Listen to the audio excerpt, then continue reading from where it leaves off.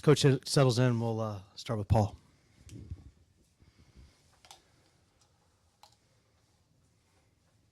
Coach, obviously, got behind early, and Missouri pretty much dominated from start to finish. Did you see from the start that your team was just not there today, or as far as energy-wise, or did you kind of sense that, or what did you kind of see from that first half? Yeah, definitely was a dominating performance by Missouri. Congratulations to Coach Gates and their staff. We knew they were a really good basketball team before the ball was tipped. I told everybody that would listen to me that they're the best team in the country, not just the SEC, that nobody's talking about. I know they're ranked 20th, but they just looked really, really good to me all year long, and especially on tape in their recent games. But unfortunately, I sensed it a little bit. Tried to do something about it verbally and with a couple of guys before the ball was tipped. But usually you can settle in and the competitive juices will take over. But when it was, and I'm not great at this, but it was 35-30, I think, there later in the first half, and I remember thinking we can get to halftime and maybe be where we're at now, or maybe get a little bit closer. We can regroup and come out and get the crowd behind us, etc. And it just went from bad to worse. I mean, all of a sudden it was 14 at halftime, in the last 3+ minutes. Was a bad stretch for us.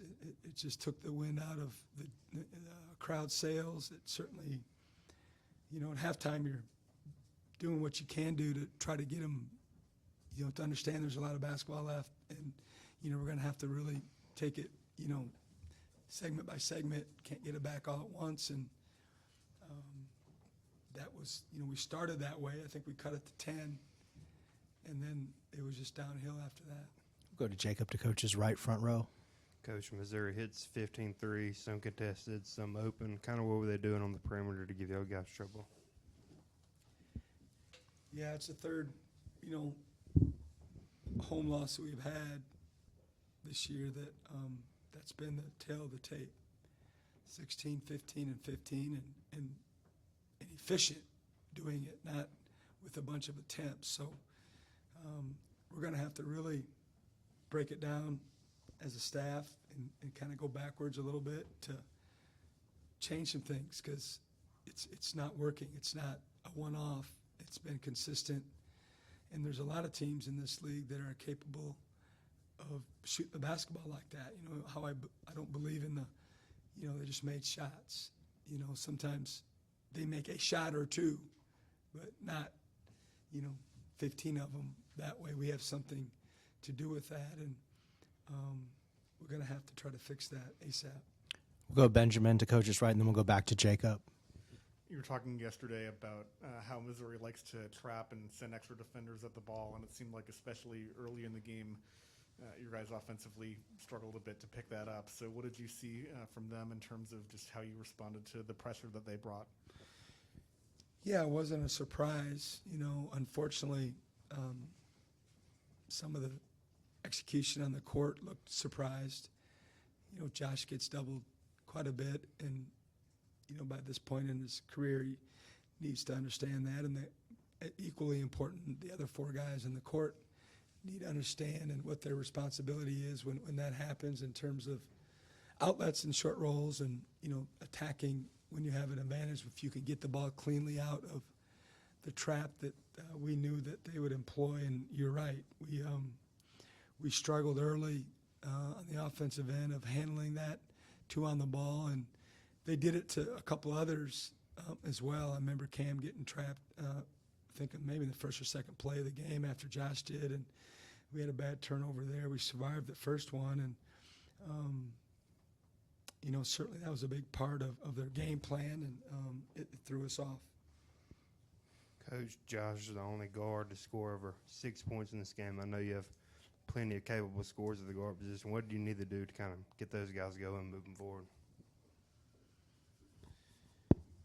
Yeah, I mean, I don't. We just got beat in every category. Like, that's just the bottom line. I told the team since I've arrived, our staff has arrived. We've played. I don't know off the top of my head. I'm guessing 50 plus games in the hump. It's got to be around there. And we've had some tough nights. We've had some tough losses. We haven't won every game that we've played at home. But I don't ever remember that feeling that I had this afternoon. I was embarrassed for all of us. It starts with me.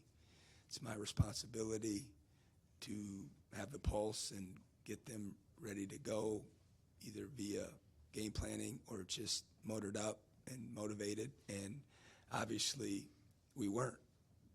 The first couple possessions of the second half, if you go back and look, we had some guys that got after the ball in a different mindset than they did the whole first half. And that's where I told them, like, the cat was out of the bag. Like, what were you waiting for? Do you think at 4-4 in the SEC and coming off a tough game against Alabama that we were just going to show up and win because we weren't playing a top 10 team? But I feel awful for our fan base, for the administration, for everybody that loves Bulldog basketball. And it was an awful feeling, and I never want to have it again. And we're going to do what we got to do to make sure that that never happens again. Got time for a few more. We'll go back to the cameras. Coach, you have a week before your next game. What are you planning on doing this week in order to get your team right physically, but also mentally going head to the final stretch? Yeah, I mean, it's going to be a long week. It's something we talked about. We're going to have a little bounce in our step going into the bye week or not. And certainly the or not is what won out. So, I haven't got my mind around exactly, what our plan's going to be. I thought I had it, but it may need to be altered now in terms of practice time and this and that and the other. But we'll have plenty of time and tape and work on the court, work off the court to try to, make sure that, that, like I said, this never happens again. James in the front left to wrap us up. Coach, after Georgia, you've got another string of ranked SEC opponents. Just what are some of the biggest things you want to make sure you're able to do once you're back in these kinds of games against ranked conference opponents? I just don't feel like over the course of not every game, but too many games where,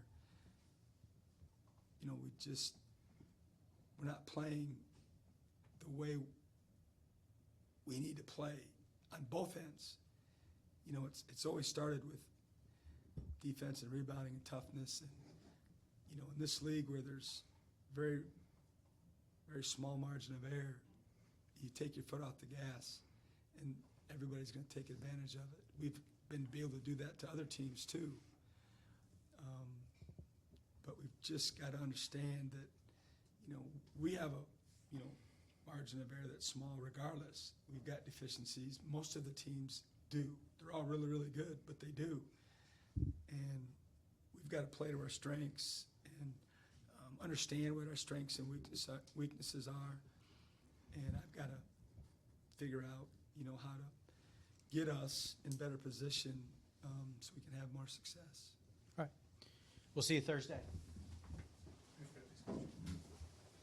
If you need anything from Missouri, text me. I have that audio.